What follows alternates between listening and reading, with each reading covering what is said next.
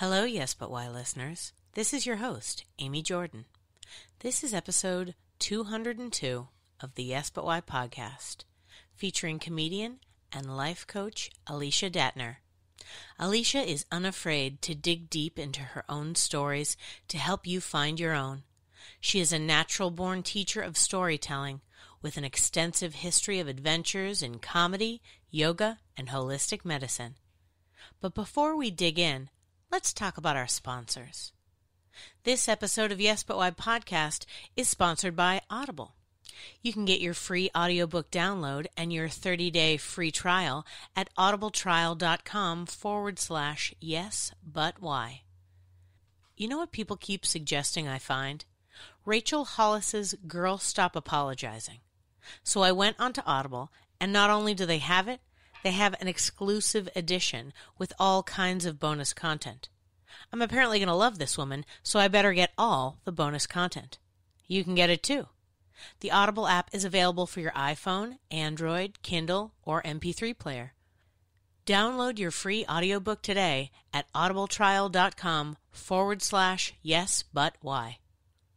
Also, check out our sponsor, podcastcadet.com.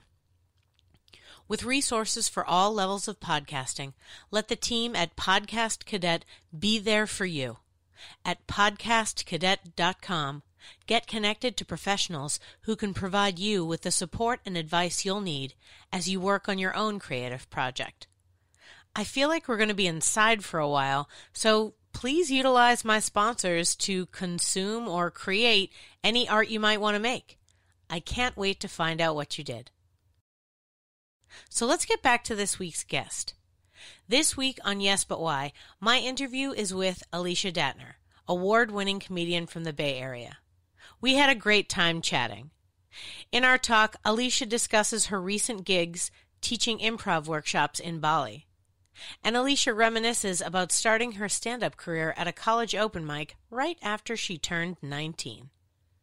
Support Alicia Dattner by taking her online workshop, Cocoon, a live, online, 5-week metamorphosis for creative writers, open-minded storytellers, and out-of-the-box thought leaders.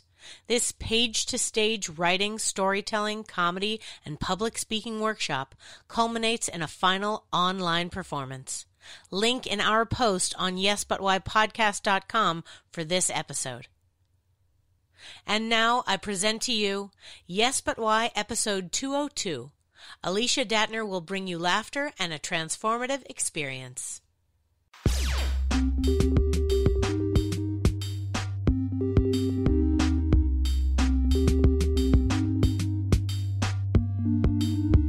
I'm Amy Jordan, and this is Yes But Why podcast. Yeah.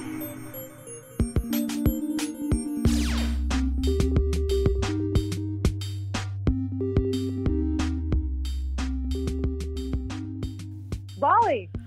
Tell me about Bali.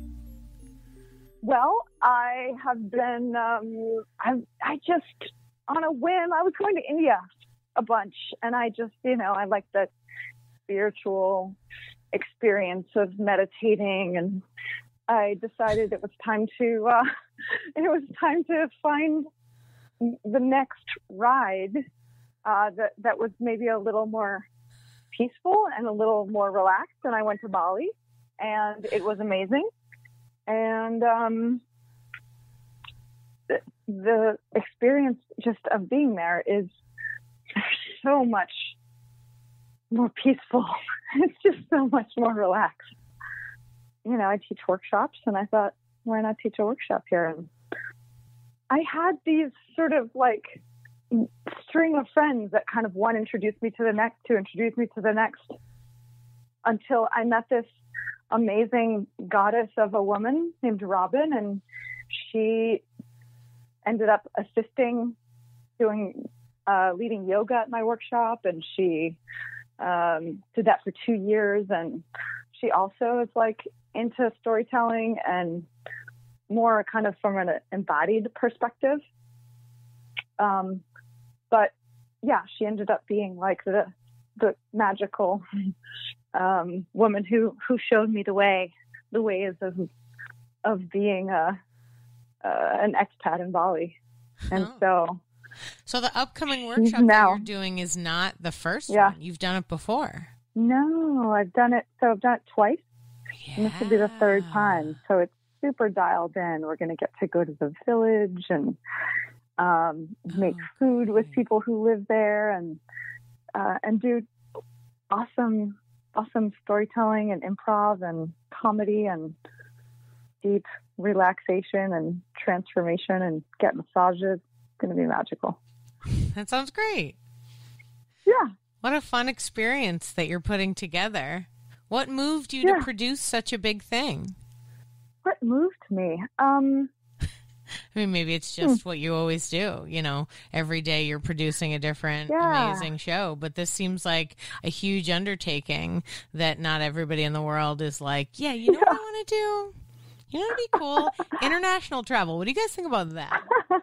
I'm going to set up let me invite a bunch of people who have never been to this country before. Right. And bring them around. It's a lot. Yeah, I don't know. It's a lot. I was gonna lead a trip of people to India years ago, and I scrapped that idea because I realized it was ridiculous. But Bali feels a little more doable. What moved me? I love giving people an experience. I want people to come how they are and leave in a different way, be more of who they are. I just want people to have an experience of like, something happened here and now I'm different. Is that how you got into teaching? You got in for the transformation? I think so. I mean, I've been doing a lot of attending a lot of transformational workshops and, just having that as like my, I would kind of, for a long time, comedy was my nighttime experience. And then I had a kind of fully different persona and experience of like who I want to hang out with and how I want to be during the day. And I just started coaching people and wanting to have that experience of helping people be more who they are. And I had gotten so much help over the years to move me to feel more authentic on stage, to just feel like I'm being more of who I am, both on stage and in relationships, in life, in my self-expression. So it just kind of felt natural to just say like, let me help other people. Were you doing this like acting work and like spiritual work during the day? Because you say like you're doing comedy at night. Does that mean like during the day you're doing this stuff, working on projects and acting it's all kind of a mix. It's a melange. I would say like I'm coaching people during the day, or I'm working on a writing project, or taking an acting class, or doing like kind of transformy type things. Working with people on various healing modalities, and then using all that as fuel and kind of like everything I'm thinking about and feeling, I'm sort of contemplating what it is that I want to talk about on stage and bringing that into my shows. What got you into there's a big flow. Of self-examination arts? And I don't mean that to be negative at all.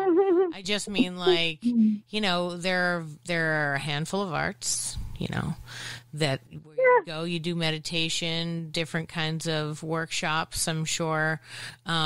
What got you into that scene? Was that what you like went to school for? Did you do psychology or yoga or Reiki training or something like that? Like, how'd you even find the world? It's taken me so long in my life to even find out that there are like people doing speeches and like I was like, who's Brene Brown and what does she do? Like I'm not as connected to it. So you sound super connected to it. How'd you get there? Well, what a road.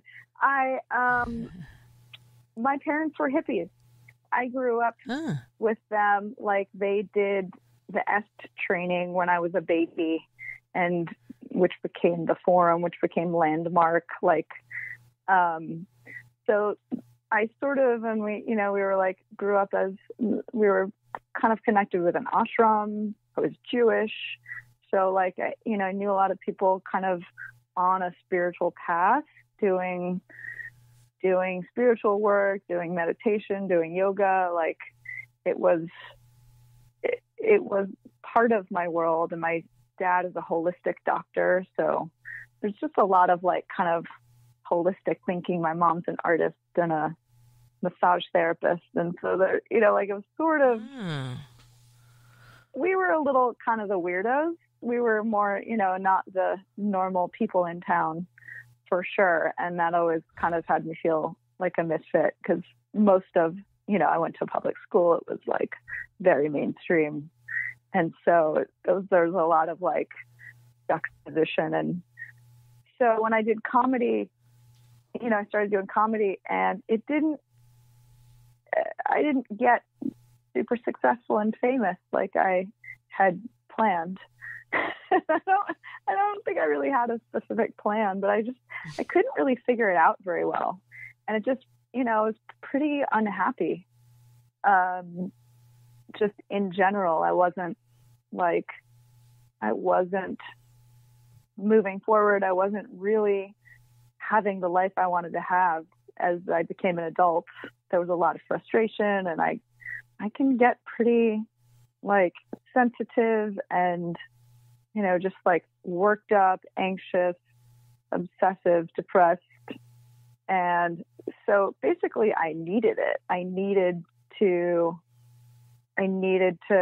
begin the path of like doing the healing of like looking at my life and my childhood and all this stuff, doing my work. And I needed, at a, I think, deeper level than maybe some other people, I needed it to like find sanity and clarity and grounding. And then it turned out also to be like started to be fun and interesting. And, both watching myself, but also watching other people have growth experiences.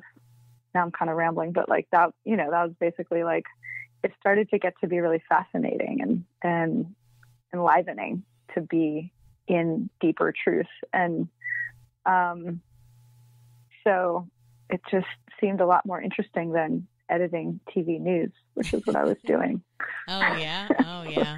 It's hard. We all try to get into the quote unquote business from different points. And sometimes the avenues that you're heading in are just not your right avenues. I appreciate that it sounds like you found your avenue at this point. So that's really great. I guess I just wondered like how you even, and it's your whole life, which is great. Like clearly you have known this kind of stuff. People have been doing yoga and holistic medicine and, transformative experiences around you all the time. I'm from Boston. There's a lot of, let's just stay the same. So, it's not really. Yeah. Well, I grew up I didn't know what yoga was. I grew up I was in Connecticut, and people were doing it around me for a long time, but so in a way it was like part of my life, but I didn't really take it on until much later, like, through high school and college. I was like I was super punk rock and just like not in that realm, like I had filmmaking friends and comedy friends and people who were pretty, East Coast, like sarcastic,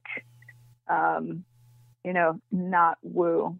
And so wait, did you grow up in California or Connecticut or both? I grew up in Connecticut, actually. Oh, so your parents are doing holistic medicine in Connecticut? No, that's a whole other ball game. I'm thinking San Fran. That I was like, yeah, makes sense. Sure, absolutely. That being said, my preconceived notions of the Bay Area, but Connecticut, yowza. Now that's a horse of a different color for sure. I mean, it was a big challenge for my family, for my dad to basically like, it was not something you did. It was so out of Like we think, I don't know. Yeah. I mean, living in the Bay Area, I'm in such a bubble. I don't know what the rest of the country is like now, but back then, nobody understood anything in that realm. Like it was just it was not like it is today even. Yeah. I mean, I feel the same way. Austin, Texas is a magical wonderland for sure. And I'm always like, no, nothing that's sweet and gentle here could ever last in Boston. No, don't ever say those things outside of this city. You know, just whatever things that are like, oh no, you don't understand. Everyone's terribly mean everywhere. Oh man. Yeah. Man, like kudos to your parents for like sticking to their guns. They're like, yeah, I know that all the rest of you are giving me the weird hairy eyeball and, you know, getting crazy, telling me I don't know what I'm talking about. But man, they stuck to it and they really did it. That's freaking awesome. Well, it's amazing too, because like everything now, you know, in preventative medicine is totally like confirming and jump like it's exploding. They were ahead of their time. They're like, they better. I hope they sit up on their little thrones and are like, yeah, we told you. Yeah. I'll tell my dad you said so. He's still bitter. Absolutely. Still like, I bet you people gave him some crap. Yeah, absolutely. And now they're like, I can't tell you. I have a 2-year-old. I can't tell you the amount of people telling me to use essential oils. I'm like, all right. All right. I still got the Boston in me. I'm like, okay, he'll be fine. He'll be fine. Walk it off. There's a lot of that. He's Jew. I don't know. Essential oils are not necessarily the be all end all. No, I know. That's just like the thing that happened. Maybe crystals. To me recently. Maybe some crystals. Oh, we got some crystals. Oh. I'm staring at some crystals right now. Some crystals with the essential oils infused. Oh, that'll get rid of my kids' sniffles immediately. I'm getting to it. I'm sure. I mean, hey, I'll try whatever. On to you though. Your experiences in creating these transformative experience. So you're in college, you're in high school and college, you know, you're a little anti, a little punk. You're not really involved in it. When did you but you mentioned that you had comedy friends. Did you start stand-up comedy early?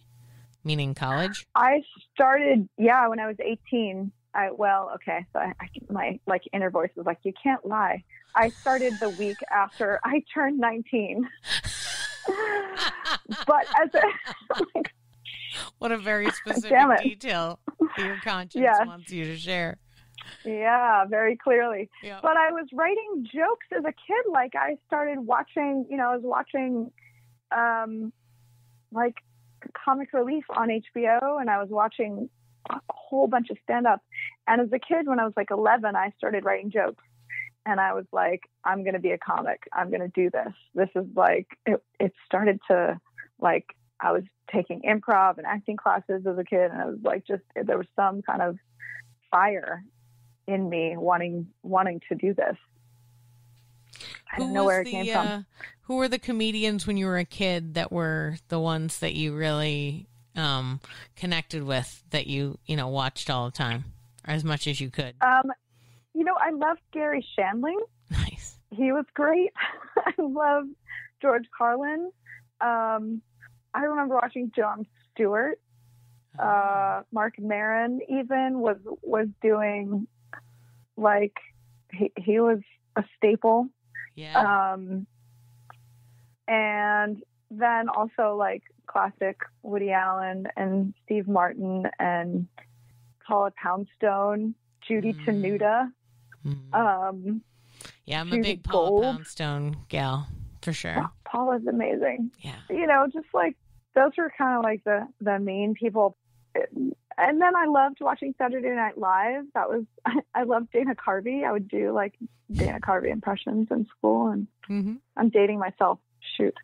It's okay. Okay. I also, my favorite sketch from when I was in high school, there's an actress that did Tori Spelling, and she did some, she's like, oh my God, and she'd flip her hair, and I did that so often. I would do that in school.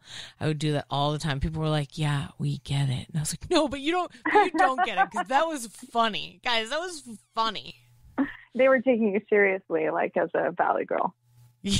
No, I think they just were like, Amy, what are you trying to... I was like, guys, look at me. Wait, check this out. Wait, look at this. Wait, I'm doing it. Are you looking? What's happening right now? It was mostly that they were trying to get me to stop doing.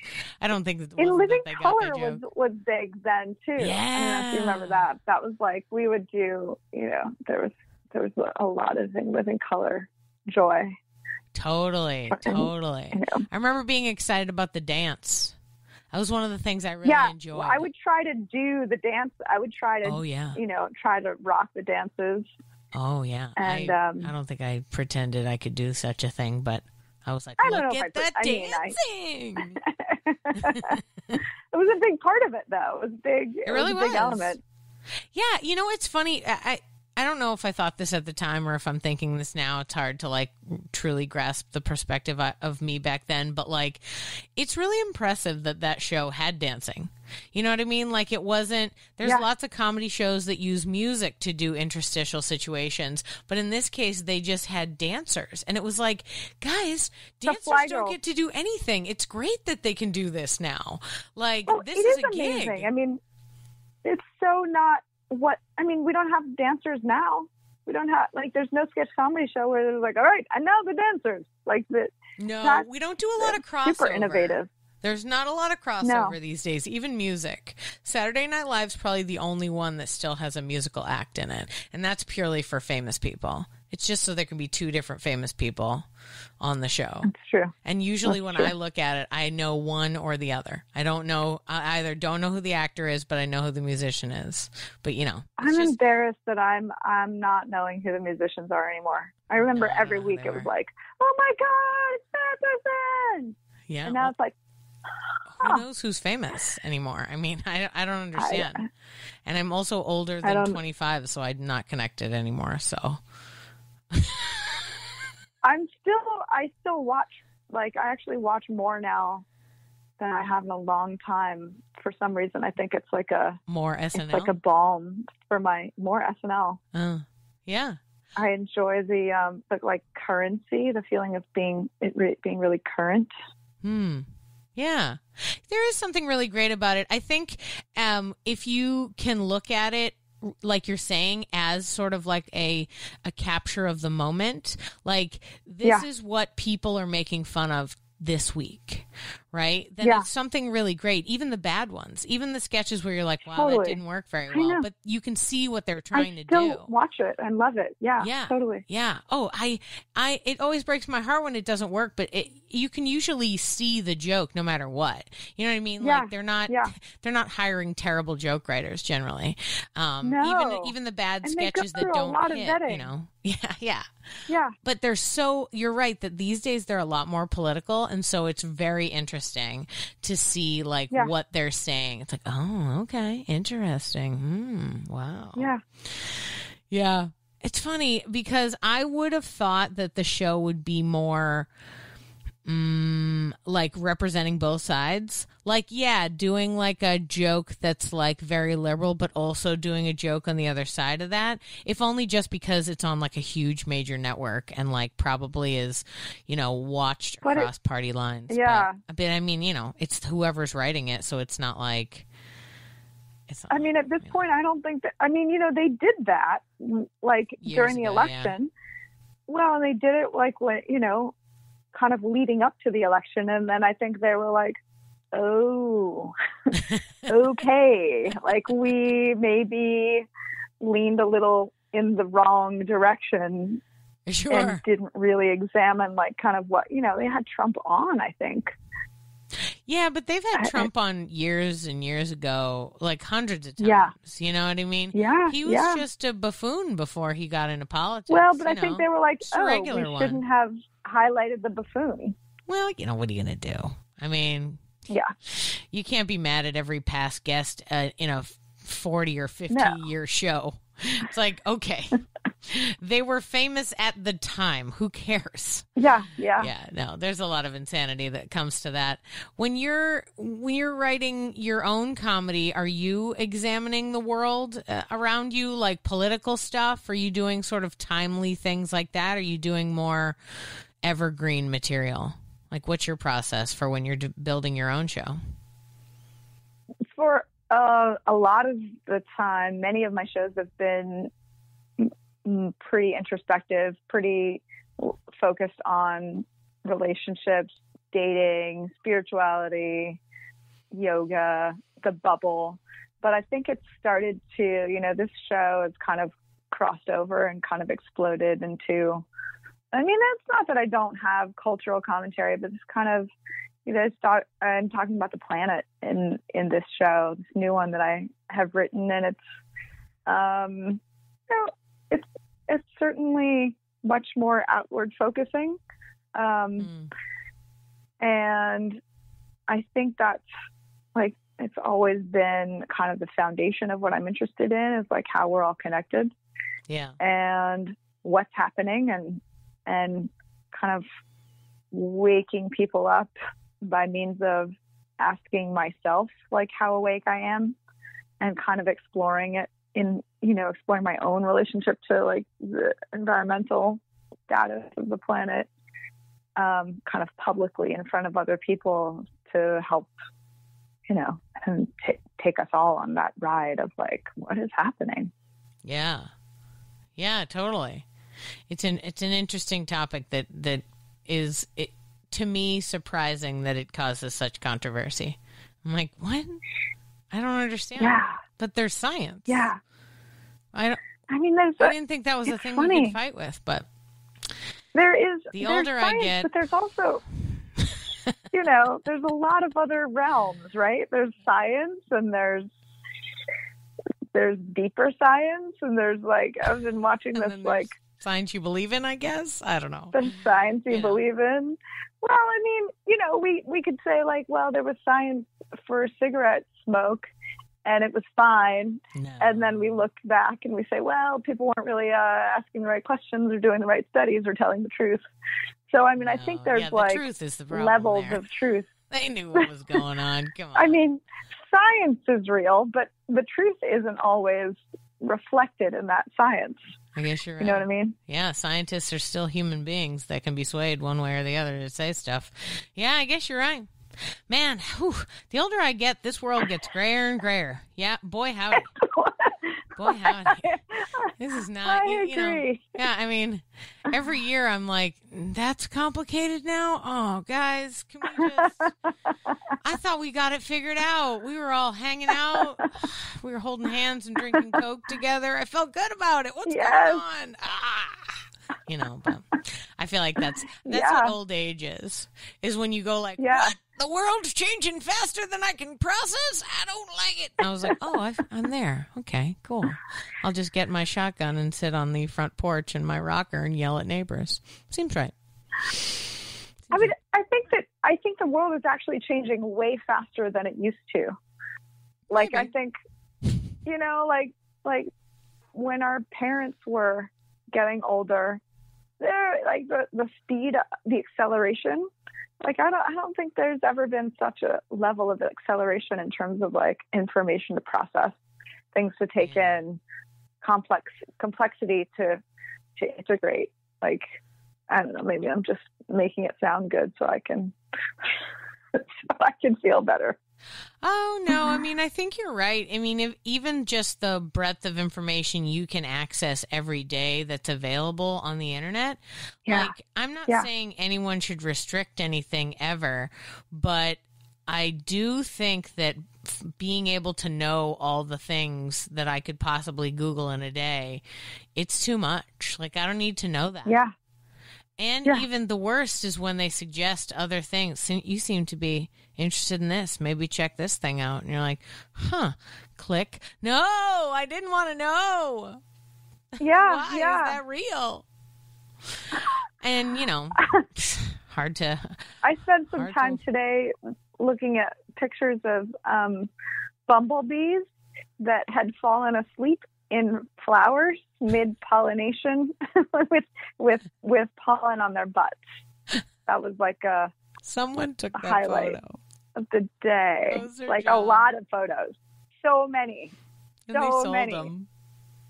They made money. And just put them all in one place. Yep. I love that. I love that weird, ridiculous stuff. See, the pleasant stuff, that's nice. I saw today that there was a product being advertised, which are little things to put on your fingers so that when you grab Cheetos out of a bag, you don't get Cheeto dust all over your fingers. And I was like, yeah, I feel like we have better use of our time. But you know what? It's whimsical, and I'll take some whimsy, you know? Yeah, but do we need that? Like, No. do we need to make another plastic thing? No, we don't need it at That all. could be I don't know if it's plastic. Maybe it's, I don't know, it's plastic. Let's be clear. Recyclable. You think it's made from Recycled Cheetos. mushrooms? Yeah, I just saw IKEA is making, or they were supposed to make, like, start to use mushrooms instead of styrofoam for their packing material.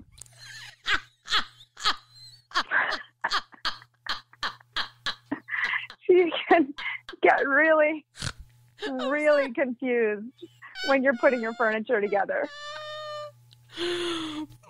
Mushrooms. Like, mushrooms. From where? Aren't mushrooms even I don't expensive? Like, you know what I mean? No. Mushrooms, They're though? spores. They're spores, so... But they're either why couldn't you poisonous just go with... or they're being sold at Gordon Ramsay's restaurants for top dollar. Like, I felt like those were the two sides of mushrooms. No. I didn't know there was also...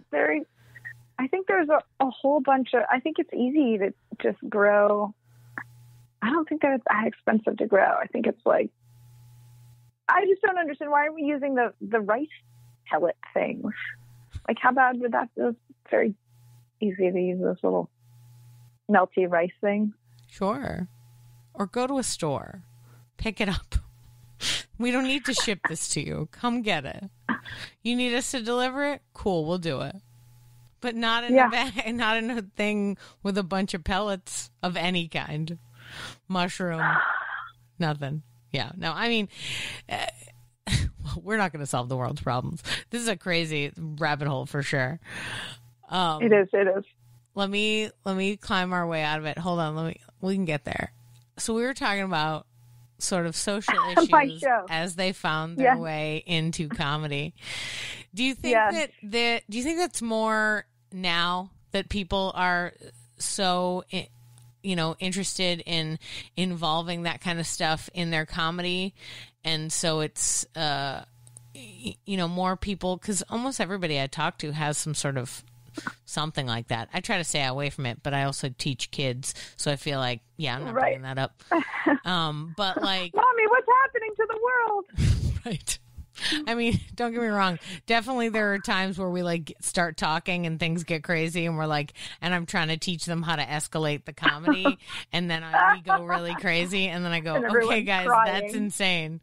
Well, there was I just taught a group of middle schoolers. Oh, no, I think they're in high school. They're like some ninth graders, let's just say. And we're working on stuff, and we wrote this one sketch, and we wrote it like in the room, and one person was writing it, and we were dictating to them.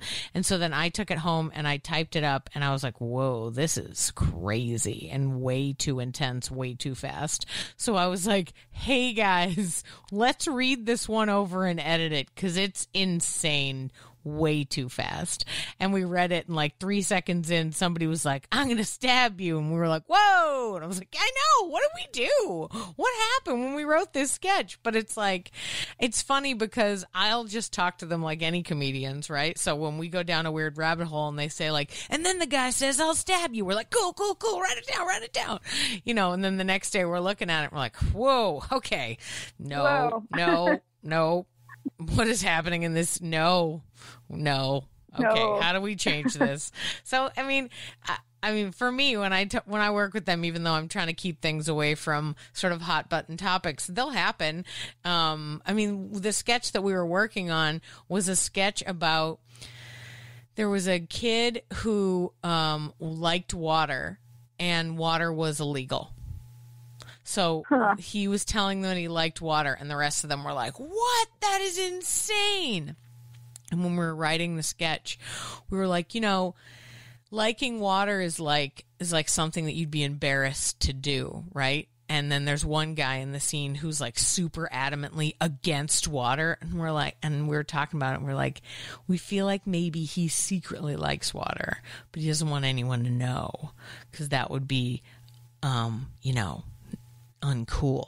And they were all like, oh, I get it. And I just thought like, yeah, okay. They like get these sort of nuanced ideas of like, this person would act that way. And like, they also really like got the idea of, creating this really dramatic moment and then breaking it with like everyone laughing. So it's like the guy gets so mad that the other guy likes water and he like freaks out and yells and like has a tantrum in the room and they're all like, oh my God. And then he's like, do you guys want to go get pizza? And they're like, yeah, let's go. And they all high five. And like, that's the end of the scene. And I was like, wow, you guys are intense, but I like it. That's how kids are expressing themselves these days. How are you? I feel like I went off on a weird tangent about me. What about your? No, it's fascinating. Like I get curious about how. Yeah. What it's like, and if things are changing. Well, I mean, I'll tell you what. Teaching younger kids certainly gives me hope for the future, for sure. They seem to have an even keel about stuff. They know what's going on. I mean, the internet's everywhere. There's no way that's the other thing. We were talking about there being too much information out there. It's everywhere for everyone. It's not just for us. Yeah. We're adults processing this and having a hard time. Kids also find out all about the things as well. And so, they deal with it in their own way. And while I don't know that I've ever had anyone sort of pitch me anything particularly political, there have definitely been like, sort of deep topics. That being said, I recently taught a satire workshop, and the like essence for me is the idea that, there's a universality to everything that happens. So if you're really mad that like a political figure said something dumb and you wished he wasn't so dumb, then it's like, okay, well, what's that like? That's an authority figure. You wanted him to be an authority figure, but it turned out that he's not. So what's another character that we could put in a situation where they're not doing the job? Okay, a mom. Great. So we got a mom, and then the mom is not doing mom stuff. What's the mom doing? Eating candy? Yep, for breakfast. Cool. So it's like just finding ways to adjust stuff. And so I'll talk to the kids about topics, but they're not, they're not specific, but they're very smart and like sort of optimistic. And I appreciate that, which is nice. So great. Yeah. The future's going to be okay. We're going to be all right. The kids that'll be young the kids are all yelling right. when we're real old will be fine. They'll be good. It's good. They'll be yelling about their robots. When I was a kid, my robot only swept the carpet. He wasn't trying to get my job. Exactly. That's always what I'm talking about. That's exactly what you were referring to, right? I love it. Yes, exactly. Oh, man. Do you think that sort of what we're talking about here, do you think that the comedy that you've written over the years has changed? Because you said yourself you've been writing jokes since you were 11. Do you think that the jokes that you wrote back then are they were the best? Different? I was at my peak at 11. Yeah. Were they different topically, or were they just like formatted incorrectly, or what do you think was the thing that you were learning at that point? It took me a really long time to learn how to write a joke. I still feel like I'm still learning it. So I'm sure there's one set way, but I really don't think so. Well, I think in the recent past, things have expanded in terms of like what we're willing to think of as a joke. Like I think people's definitions of humor have expanded. There was a very traditional kind of way of being funny and writing jokes that I think is starting to shift a bit. I would say I was talking a lot about, my humor for a long time was super absurd. I was really into, it's funny, like I forgot, I was into like Emo Phillips and Mitch Hedberg, and I went to college with this guy, Eugene Merman, who did super absurd comedy, and that I did stand up with at his open mic for the first time. And in New York City? No, we went to college in the same place. Oh, where'd you go to college? Hampshire College in Massachusetts. Oh, right on. Interesting. Cool. Yeah. Yeah, just because I didn't know him personally, but I was like peripherally aware of like shows he did when I lived in New York, but that was years later. Right. So I was like, oh, maybe that's what you mean, but nope, before then. Yeah. Yeah, his mic was where I'd kind of given up on the idea of doing stand-up by the time I got to college. And then I was like, what? You can major in comedy? And can you? Met him, and he was very encouraging, and you can at Hampshire College. Yeah. Yeah. So wait, did you get a degree in comedy? I got a degree in comedy and filmmaking. Whoa, that's fun. He got a degree in comedy. He went full on. He just did stand up. That was his whole thing. His senior thesis was a stand up show. It was great. Man, I love those of y'all that can get away with that kind of stuff. I still had to get a regular old liberal arts theater degree and talk about really old plays. I'm into it. I don't know that it's like, I don't know how official, that was what I'm sure my degree is just in liberal arts. It's not like it, but that was my thesis was comedy and filmmaking. Yeah. That's what you did. Yeah, absolutely. That's what I did. Yeah. Man, that's awesome. So you went to college in Massachusetts. What got you to California? Like, that's across the country. How'd you take the old trip, or did you go somewhere in between?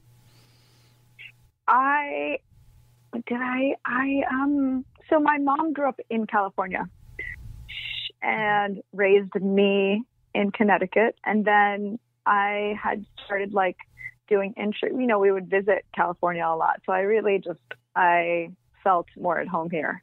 Just felt like, oh, this is where I'm supposed to be. Yeah. I'm not a lifer on the East Coast. Mm-mm. And so I started doing internships in the summers. And then I took a semester off college, and I came out to San Francisco and just did stand up for 9 months. And, after I had that experience doing the open mic and, hanging out with Eugene and seeing like people doing comedy, I was like, oh, I'm going to go do that. And so took off, made comedy my full-time job for 9 months, and was totally into it. It was a giant, awesome leap. And then I thought, I think I should go back and finish college, because I'm not sure if I will, if I don't leave right now. Oh, that's good of you. That's probably good. It was good of me, but also, the problem with that was like, it was really hard to get back into comedy after that gap. So even though I was like doing it in college, I was hosting open mic and I was studying it and writing, it just wasn't, it's the kind of thing where you want to just give it your all and you want to just not stop. It's like a train you got to stay on. And so it was a challenge to really like to reinvest after having spent all that time away. But I mean, like most people who are going to do a college internship when there's more school to be had still have that gap time. You think the comedy world is less so forgiving? Different. Oh, it's different. It's just like there's a momentum when you first start. Yeah. That if you take advantage of it and you really throw yourself into it fully, like you can get quite you can go far. And stopping and starting, it's like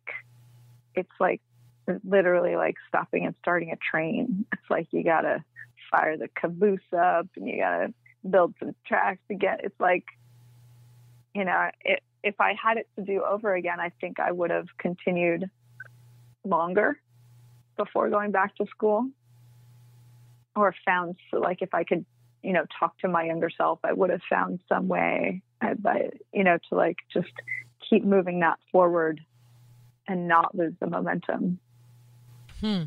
Interesting. Seems like a moment in your life where you're like, you know, really wishing you could change that moment, but did you find your way back into it? You know, I think ultimately, like, it would have been great for my career in a way to be able to have that momentum, but I also didn't have a ton of like grounding or wisdom. So like the things I was talking about, I mean, at this point in my life, there's so, you know, having taken the journeys that I've taken, there's so much richness to share. And there's so much more foundation underneath me that I just didn't have back then. So, I mean, it would have been great in some ways, but probably would have crashed and burned at some point and had to kind of take this journey anyway. Yeah, I think everybody, you know, has to kind of like crash and burn a little after college. You know, there's like, because it's like college is practice adulthood, and that's great, but real adulthood is hard, and like to navigate that your first time in, it's always going to mess up a little bit. And I don't think anybody's like doing their dream straight out the gate. And even if they are doing their quote unquote dreams straight out the gate, their dream's probably going to change. If they're doing something they always wanted to do at 19, like, that's great. And I'm glad that they are having that opportunity to do that. But in 10 years, they're going to want to do something different. So it's good they're checking it off their list. Like, you know. Yeah, I mean, I think I've always had that clarity. Like, I wasn't confused, but like, I look at my 8th grade yearbook I found, and it basically says like, my future dream is to write and produce and star in and direct my own show. Like, I'm like, wow, I was wanting to do that back then. And so it hasn't been confusion around what I want to do, but it's been, you know, the building of me as a human and deepening like what I have to share, and taking all of the soup and the nuts, the raw stuff, and really alchemizing it through my joy and my pain and my challenges, and having something to bring. Totally. Yeah. Yeah, the comedian you are right now, and with the strength you have to present, you know, any reflection on the, you know, social situations that are happening in the world, like, that's built up even in, you know, your journey of telling stories about your own life. Like, sometimes not only do you have to live the adventures, but sometimes you need the time to have perspective on those adventures. I have a lot of bad boyfriends that, as I recall at the time, I was harrowed by, like, oh God, they're so terrible. Ah, yeah. But now I tell funny stories about, like, listen to this guy. Okay. You know, so I have the distance and you have the distance from stuff, you know, so now you can be sort of the best you can be.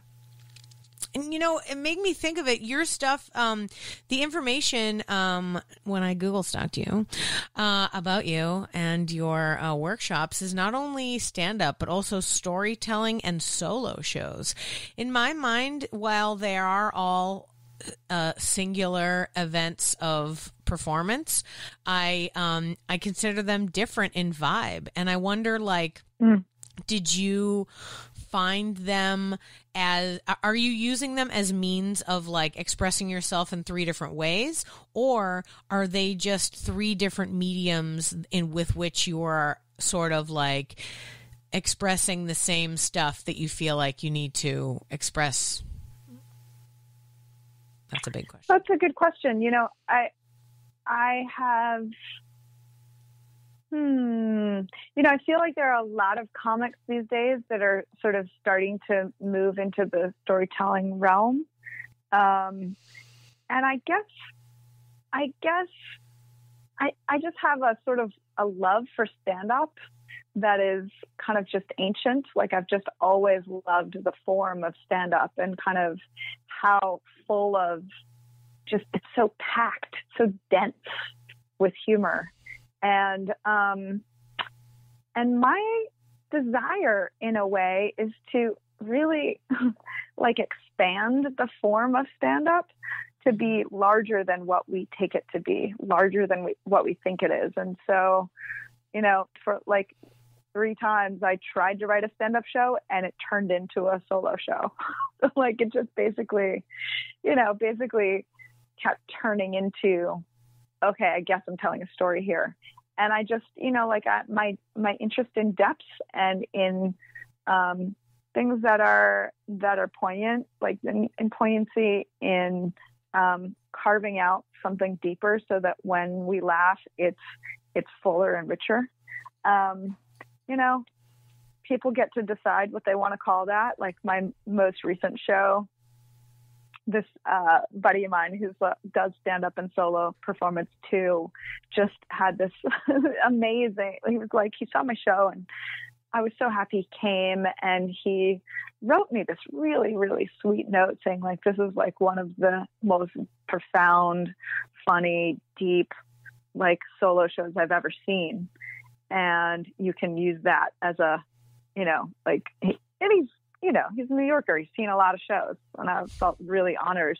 And then part of me was like, but come on, it's a stand-up show.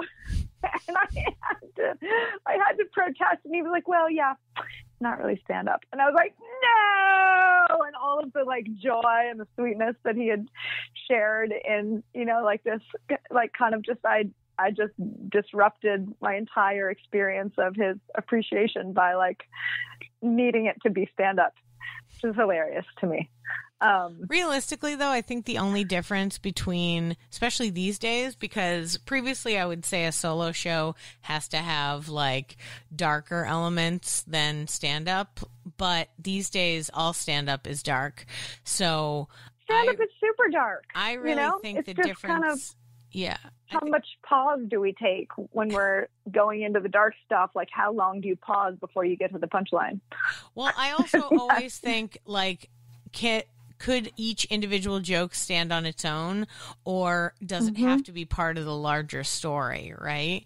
So, like, my favorite stand-up comedian is Mike Birbiglia, and one could argue that he's all storytelling. Like, everything that he does is, I'm going to tell you this one big story, and within the one big story, there's 1,000 little stories, and within the little stories, there's jokes. Like, but it's very specific in that way. And I still consider him stand up. Like it is different than other people for sure, but I would never say solo show. Yeah. And I mean, I think there's slightly, for me, it's like my jokes could stand on their own. Like, let's say in my new show, but there's a kind of initiation process whereby each thing builds on the last thing.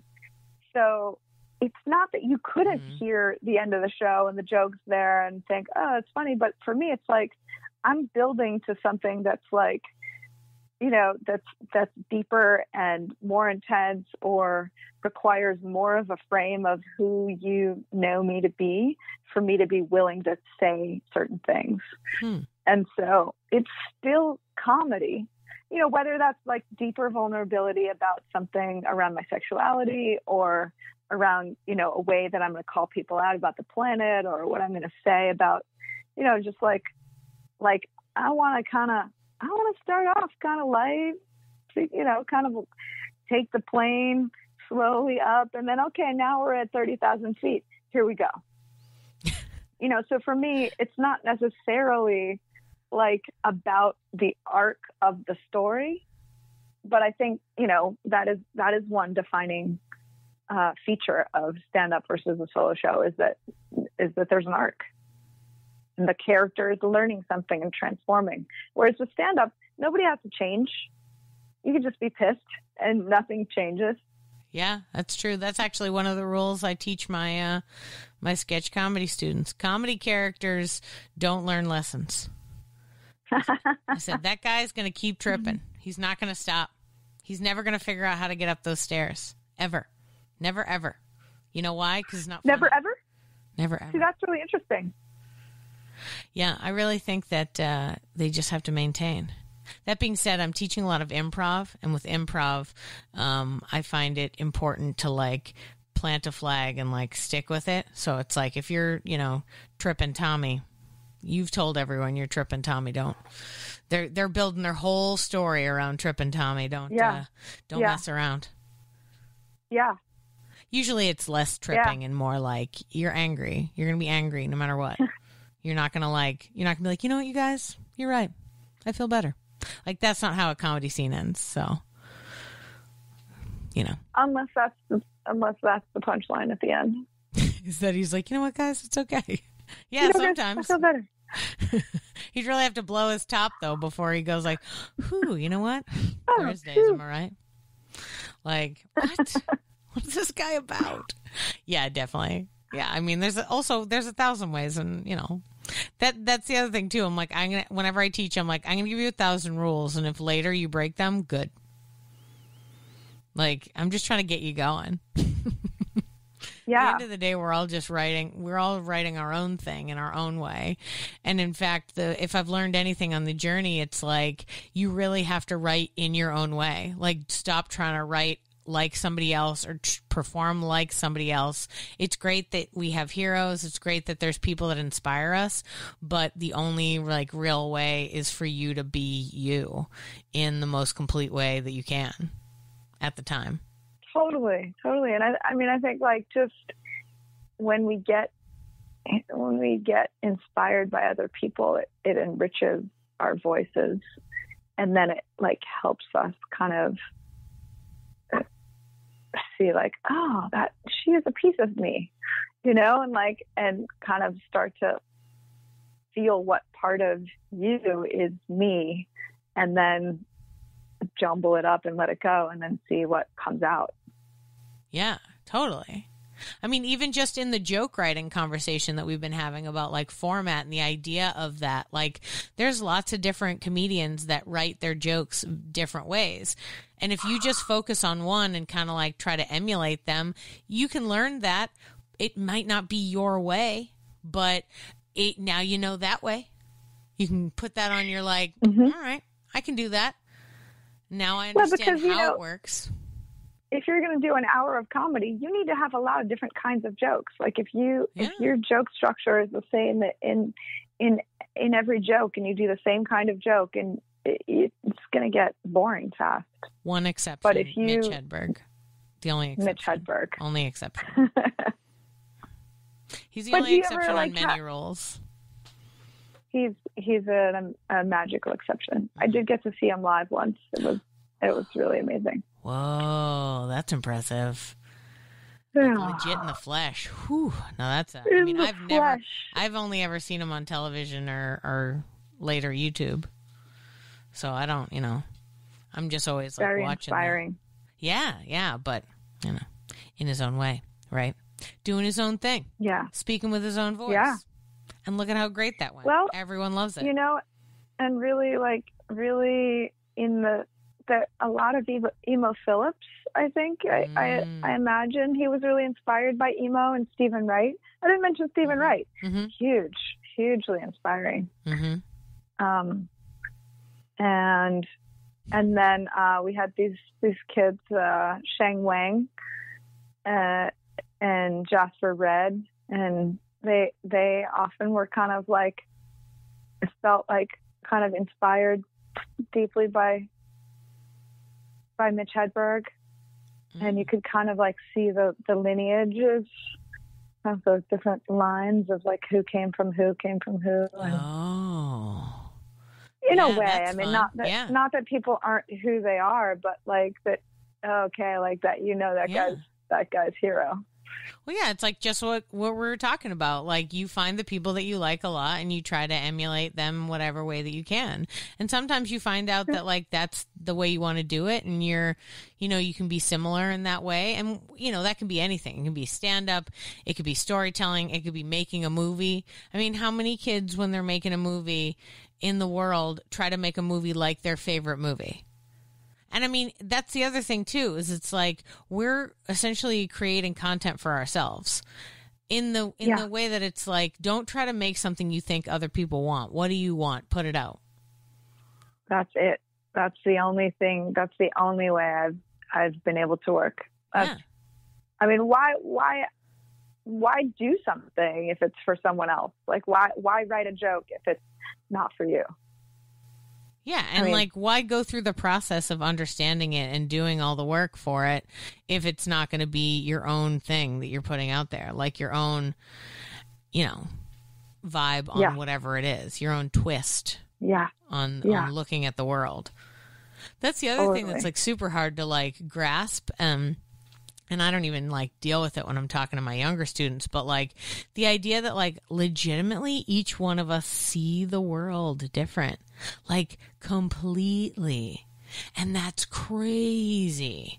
Like to the level of like your way that you look at the world is your singular experience and the things that you've seen and gone through in your life. And that leads you to be the way you are. And then that also leads you to see new things in the way that you do. And like the idea that I can be talking to 100 people with 100 different perspectives is like mind blowing, but it's also awesome.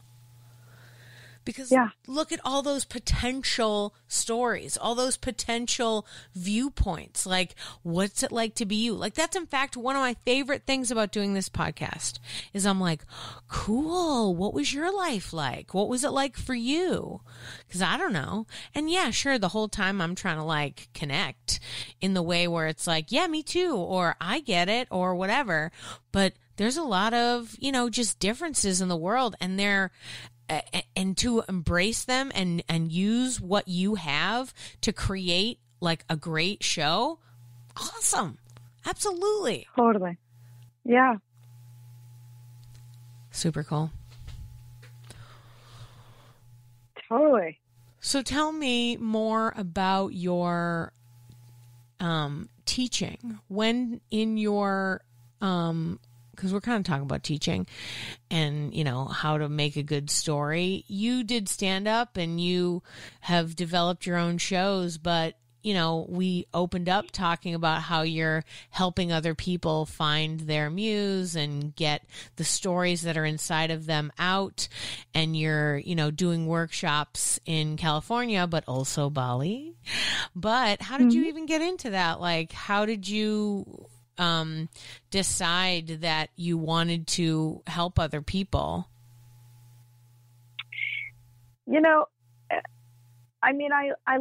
So I started life coaching. I became a life coach, and I took a year-long training, and I was just like kind of deep in the world of like transformation and trying to figure out how to bridge the two parts of my life and how they would connect. And it took a long time to realize, several years to realize like that my specialty, anyone could be a life coach, but only I could coach people on getting on stage and being funny and telling their story. I mean, not only I, but, in this like kind of small bubble where I live, there are a lot of people who are focusing on relationships or business, and that's kind of what their specialty is. But I really wanted to see how I could fully integrate all the parts of my life and not have okay, I do this one thing over here and I do that thing over there. And I was, for a long time, it was really hard to even tell people from one side that I did the other, because I felt like I even couldn't take myself seriously. Like, who's going to take a comedian seriously that's a life coach? Like, what, you're not doing stand-up like 24/7. You're not like doing fully immersed in that world and have, some kind of day job that gets you to move closer to it. But I just, I couldn't separate those parts of my life anymore. So I realized after a series of, I tried creativity coaching. I tried helping people use laughter and humor as a healing tool. And finally, after a number of breakups where my boyfriends would tell me, like, you're not really, there was always some weird thing with who I was dating around what I was doing for my career, that they were sort of like wayfinding for me and sort of tweaking, like, well, yeah, that's not really it. And finally, I just kind of was like, all right, screw it. Like whatever I've been doing has not been fully authentic. And what's really authentic is just getting on stage and helping people be whoever they are, however they want to be. And there was just like a moment where I just thought, all right, let's do that. I'll help people get on stage. Let's just be raw. Let's be messy. Let's be real. Let's tell the truth. You can't get more authentic than that. And that was how this storytelling workshop was born. And it filled in like a week. It was full, and it became incredibly powerful and popular. And, a couple hundred people who I know have taken it, and I have these amazing, people who have told. Some of them have created one-person shows. Some of them have gone on to doing stand-up, and it kind of all just came out of just really being real, just making space and holding a container and giving permission to people to share everything, anything, and to be who they really are. And that's been magical. And so I've kind of just come to the close of that chapter after 5 years of teaching these workshops, and decided I want to start helping people do TED Talks. So that's kind of like the new.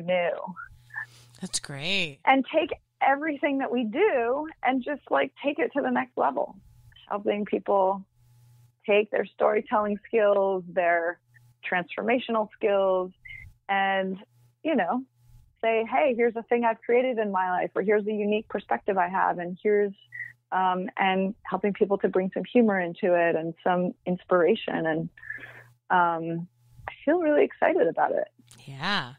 No, that's a great idea. TED Talks are solid. As an idea for, I'm going to say the layman, but you know what I mean, the layman of performing.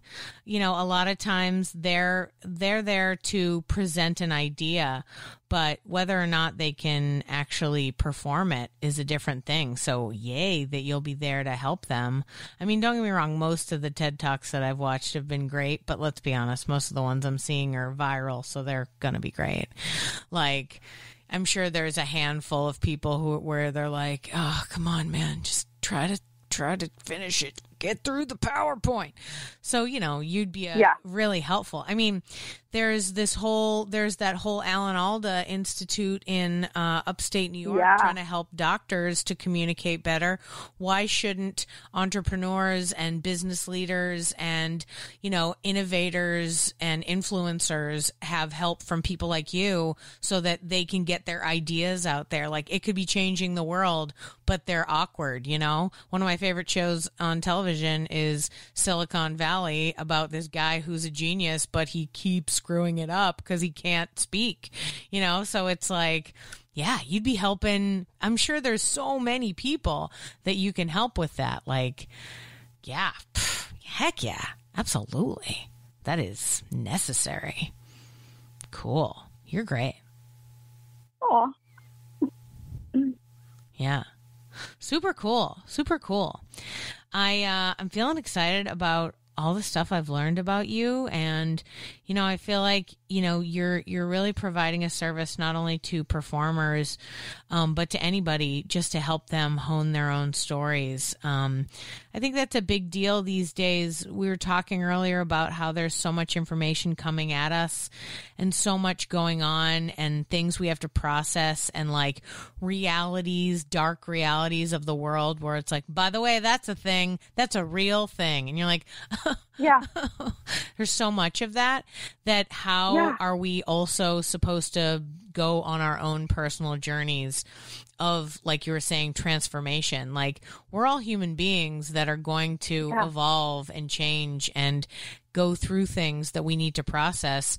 And yet the idea of trying to process them the way, back in the day, before, when people lived in small towns, everybody told stories, like in the town square or the bar, just to get stuff out, hey, this crazy thing happened to me. Can I tell you guys about it? Like, and then people are like, whoa, and you can process through that experience. But I don't think we get that as much, because the internet is chock full of people that sure want to be famous by putting themselves up on YouTube. But what about everybody else? And even worse yet, what about the people who are afraid to say what they really think and believe, because the world's gotten a little bit more like, we're watching you, we're going to check. You're bad one time, we don't like it. So empower people to share their, like, I've changed from being from sort of negative to positive in my life, because we all have them, and the crux of whatever bad to good is different for everybody, but it's empowering. It's empowering to hear a person, share their personal story, whatever it might be, so that you can connect with them and you can be like, yeah, I've had a similar journey. I can do that. Or, man, their journey really makes me feel better about mine, or gives me ideas about how to deal with mine, the way we are for each other, or are supposed to be for each other. Totally. Yeah, I think just storytelling, it's the fabric of everything that we do. Where everything, our entire identities are a story, and so if we're telling ourselves crappy stories, it would be beneficial for us to tell better stories. In fact, you were talking about having hope for the future. And I think, creating positive versions of the future, of, positive stories about how things are going to turn out and what's possible, allows us to live into them. Repeating a story again and again makes it real. And we want to, when living into it is, I think, we can't live into a story that we haven't told yet. So we have to tell the story in order to figure out who we can become. Man, this is making me rethink all of the like dystopian drama shows that I have on a list to watch someday. I'm like, no, I got to find positive shows. Better yet, I got to make positive shows. Like making new myths. People feeling good about stuff. Don't worry. In the future, there's a sci-fi element for sure. They came back, but they came back to tell us it's cool.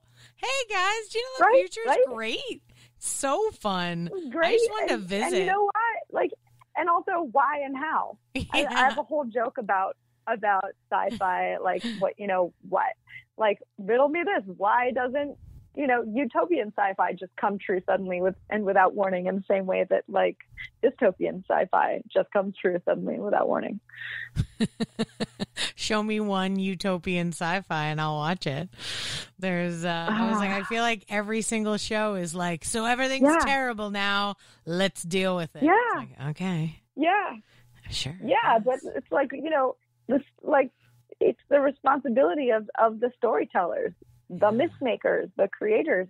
Like, it's time, and it's the responsibility of us to watch stuff to not just think everything that's dark and is what's interesting or compelling, but like, could we, I love, do you ever read Rob Bresney? Mm-mm. He, he is a great proponent of the idea of, of positivity being more interesting, not just positivity, but like things that are good are actually can be more interesting than things that are evil. You can, the kind of texture and creativity and color that we can bring. It's like, can we bring that into our media? Oh man, I have a little kid and I keep thinking about how like my argument for being a good human is like, it's legitimately better. Like the world works better for you when you're nicer to people. Like it's like the grease that moves the wheels of your life. Like, negativity doesn't help anybody. It just holds you back. There's no possibility. And also the other thing is being a good person, actually making the right decision in a lot of scenarios is way more complicated than being a bad guy. Like all these shows we watch where like this guy breaks the law. It's, how easy it is to break the law? Super easy. He just didn't do the right thing. What about the guy who has like to do 20 different steps to do the right thing because that's the right thing to do? Chaos ensues for that guy, but at the end of the day, he accomplishes his task. Like, totally. Yeah. Whew. I love the deep topics we have. You are clearly so like in tune and deep, and I like the transformational nature that you have because I'm like, ooh, I'm ready to be transformed. I'm excited. I wish I could go to Bali with you. But come to Bali. Everybody should be going to Bali and spending time with Alicia. That is going to be a wonderful time. What are the dates of that of the upcoming workshop? It's February 15th until actually it's in the past. No, it'll be in the future. It will be in the future? No, February you're right. 15th? It'll be in the past. I'll still I'll post things about how about what's it. going on beforehand to tell people to go to it. So yes, you're right. It is in the past. But other people should can go to come this. and check out my TED Talk workshops and all of the and work with me one-on-one. I work with people. I have a couple clients ongoingly who the fancy pants. Mm-hmm. Special people. Well, I feel like you'd be very helpful for like marketing people for sure. Like, are you having to do like presentations every day? Well, come work with Alicia because, totally. The effort of that, especially if you're not a natural performer, she can give you some tips, ways to make it so that you're not like dying every day. Yeah, not dying. And it's just like ways to be more you with other people. And be cool with that. That's nice. And be cool with that. Yeah. Well, thank you so much for being on the podcast. It's been an absolute pleasure. Me too. I'm so glad we got to connect. Yeah, for real. Awesome.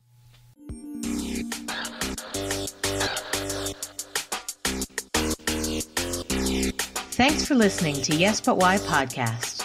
Check out all our episodes on yesbutwhypodcast.com or check out all the content on our network, HC Universal, at hcuniversalnetwork.com.